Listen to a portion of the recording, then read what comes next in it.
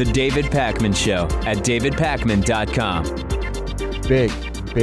Big news coming to us from Texas.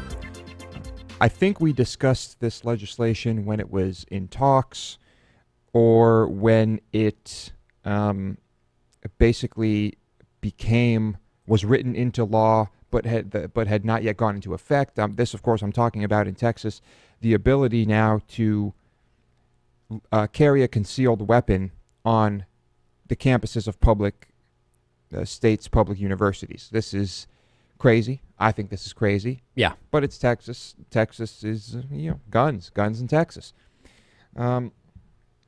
So there's been outrage all along on this, but people were concerned, faculty at the university, concerned over what the new law might mean for their safety, for the safety of students, and all of this. And of course, safety is the number one concern. And people on both sides of the debate will cite safety as a concern. Right. I think, and David thinks, that these universities would be better off without concealed weapons. Probably without any weapons at all. Now, the University of Houston came out with some bullet points. Bullet points on increasing your safety. Right. In an area where people are carrying guns now. Right. So based on other people having guns, how you can act to avoid getting shot, which really shouldn't be an issue if everybody carrying a gun is a good guy with a gun, a good gal with a gun, whatever. Mm-hmm. And I guess they're assuming that's not the case because, yes, these are specific points for you to intended for you to not aggravate someone who is carrying a gun to the point where they shoot you with it. Right. That's Which the whole is sort point. of like proving the problem, right? Because it's, okay, there's sort of a normal way you can act around people when they don't have guns. Because if they get aggravated, they don't have a gun to shoot you with. However, if people have guns, the possibility that aggravation causes them to shoot you is so real that you need to adopt an entire different set of behaviors to prevent the aggravation from reaching the level at which they shoot you. Yeah. And so there are only four bullet points, at least four that are listed here. Yeah. Let's hear these. You may want to be careful discussing sensitive topics. Okay?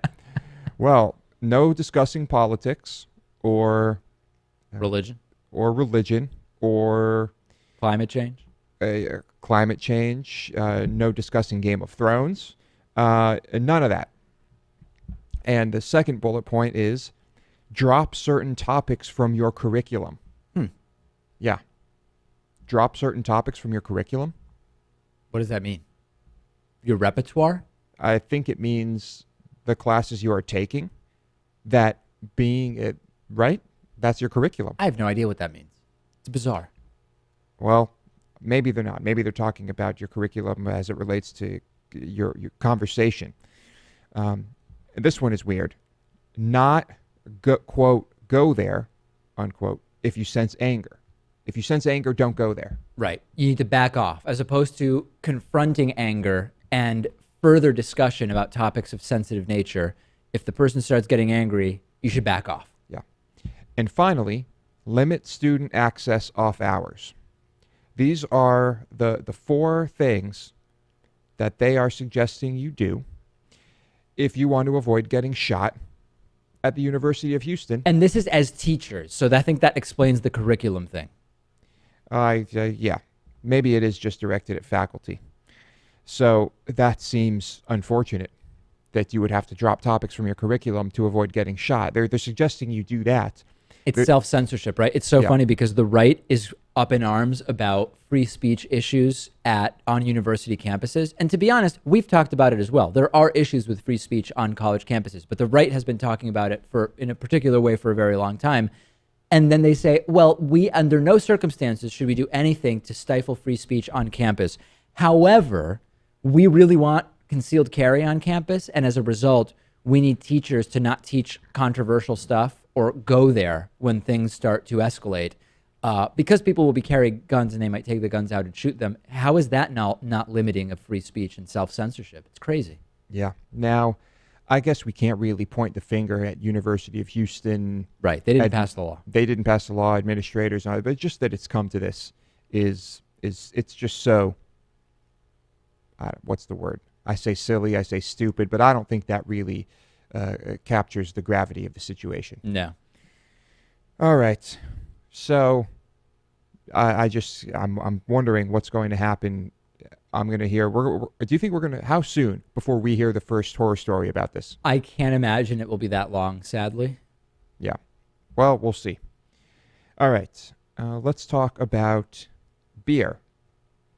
Dave, I like beer. You like beer? Some beers. Not everyone drinks, but this is a story about beer. Not everyone drinks beer, but I am a big fan of those recreations of drinks that are 1,000 years old, 500 years old, 1,000 years old, 2,000 years old. The list goes on and on. There are occasionally someone will find traces of something that it is believed to be an old alcoholic beverage, and they will try to recreate it. And the Field Museum in Chicago is doing just that with the help of a off-color brewing. And they're going to be selling a single batch limited edition beer inspired by the Wari people who ruled an area of what is now modern Peru and northern Chile over 1,000 years ago. And ingredients such as blue corn and a certain type of berry. And I'm not sure how to pronounce this. Is it molly berries or mole berries or I don't know how to pronounce that. How is it spelled? Molle. Oh, yeah. Hard to say for sure. Some type of berry. Yeah. And this is, researchers discovered a Wari brewery in southern Peru that existed between 600 and 1050 AD, found residue in some of these containers or at the site. And they said that this is a kind of a spin-off on the standard corn beer that might have been consumed back then. Right. And they are going to release this limited batch. I, unfortunately, think we are not going to be able to get our hands on it here, but it is interesting. And some of the other beers of this, not of this style, I don't think I've ever had a beer of this style, but recreations I've had, Dogfish Head has made a bunch of these. Yeah. And I've liked all of the ones I've tried. But I think that companies still, in order for people to buy this and enjoy it, still need to make this not as crude a substance as it would have been back I was going to then. say, I'm into the idea of, going back to how things used to be in different ways to explore. And I like the idea of, you go into some coffee shops in the Italian area here in Boston, and they've got the super old school espresso machines that are like manual pump as opposed to electric and all that. I think that that's all very, very cool, right? Early 20th century and different things. When I've gotten my hands on menus of what taverns or restaurants or whatever had, like in the year 1850, it doesn't look very good to me. I'm not going to lie. I mean, it looks bland. It looks, aside from just being, items that are just less commonly eaten now, it just doesn't look very good.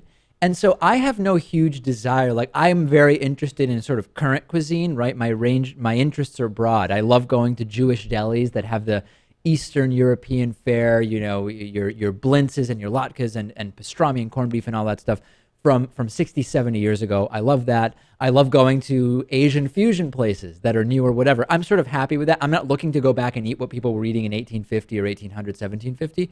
And I'm sort of along the same lines with the beer thing. It's not that appealing to me when they're going to recreate Napoleon's beer recipe or whatever. I'm kind of like, okay, could it have been that good? I don't know. Maybe it was. It's not a huge appeal. I have had some that were not that great. Yeah. But if you are trying to stay as accurate to that original recipe as possible, hey, I still think that's cool. And I'm all for, I think it might be fun to even try and make one of these really crude ancient beverages where you basically just throw a bunch of fermentable shit in water and stir it around, seal it off, and see what happens. You should make some kind of quinoa thing. I don't know if that would be a good one. I don't know if the sugar content is right.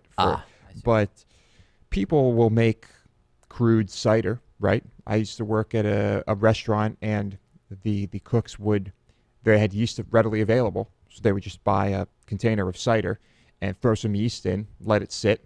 Eventually, you've got some pretty strong cider. Even supposedly good cider has never been that good. So I can't imagine what backroom cider would be like. It's not the best, but a high alcohol content, and it'll mess you up. Yeah. So anyway, yeah, maybe we fun to do that. Of course, then in that case, you already have cider. Yeah, cider's maybe not the easiest thing to make. I mean, if you wanted the crudest possible version, you'd probably just have to mush up some apples yourself, and it would be, I don't know what it would taste like, but probably not that great. I think you're right. But we were having the mead discussion, and it's probably pretty hard to mess up mead, I would say. I mean, if you're making that the old school way, it's probably still pretty good. Yeah. Depending on the conditions that it's made in. Okay, Mars, the chocolate maker, the candy manufacturer, has recalled chocolate products in 55 countries. In the UK, the products affected include fun-size Mars and Milky Way bars and boxes of Celebrations. Yeah. Now, this is not a celebration in a box. It's a candy called Celebrations. Right. Never heard of it. In the Netherlands, Mars and Snickers bars were affected, and I guess a customer in Germany found bits of plastic in a Snickers bar in January. The plastic was traced back to a Mars factory in the southern town of Veghel in the Netherlands, and they decided that, the quote here is, "We cannot be sure that this plastic was only in that particular Snickers. We do not want any products on the market that may not meet our quality requirements. So we decided to take them all back." Huge, huge recall.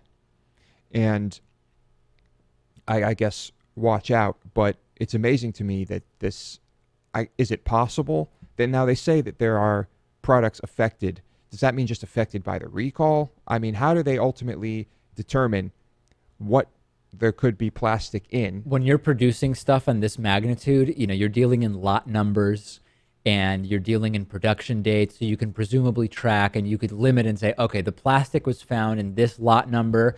We know that that was from this particular factory, so we can expand the lot numbers and to other products that were produced around the same time. You're basically just making a guess. And to be honest, obviously, plastic in your chocolate is a disaster. This is bad. It's not as bad as when there was tainted whatever at a whole bunch of Chipotle restaurants and people were getting violently ill and whatever. I'm not cheerleading that this is no big deal, but there's recalls of food and there's recalls of food. And in the grand scheme of things, it seems like this one is far more under control than when you had just so many people getting violently ill. At one point from the chicken at Chipotle, there was another one that involved, I think, the spinach. We had a cantaloupe problem at one point. I don't remember if it was listeria or what it was. Yeah. Mm-hmm. Yeah. So that's, that type of thing, nasty, of course. And I just you're not as, considering the nature of the product, I think when it comes to chocolate and the candies and it's all just artificial ingredients and stuff like that. But I mean, yes, you're probably less likely to get listeria and start throwing up and diarrhea and all that nasty stuff. But although I don't know, I mean, if you eat plastic, you may pass it. Could it cut you?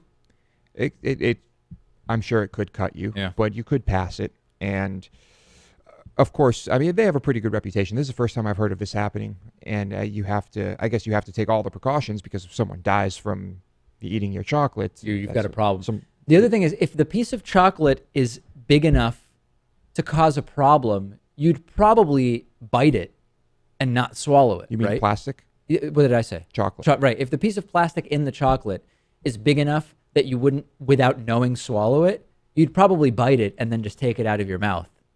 Well, I think if we're talking about fun-sized bars here, we're talking about those little squares. We might be talking about pretty small pieces of plastic. Yeah, but you're not taking it like a pill, like a medication pill, right? You're still chewing it. You're still chewing it, but you I don't know. You may not notice. I mean, if we're talking really fine pieces of plastic. Well, that's what I'm saying. If it's so fine that you don't notice it, it's probably not big enough to cut you, I guess is my point. Not and if it's big enough to cut you internally, you would probably bite into it and then not end up swallowing it. I don't know how you eat your chocolate, but I honestly, I would probably be more worried.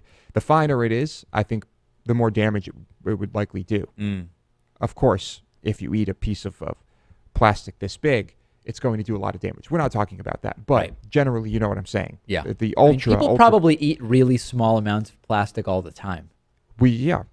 Sad but true. We probably do. Yeah. I mean, think about when you're drinking out of plastic bottles. I mean, we know that these plastics can leach into the product. Yeah. But that's not pieces. Well, it's not pieces, but it's what It is it? It is plastic. Molecules. Yeah, right. Yeah, it's I don't know. It's whatever it is, it's nasty shit. It's bad. Anyway, anything to add? I don't think so. Follow me on Instagram, david.pacman. I'm going to keep building that up. Plug. The David Pacman Show at davidpacman.com.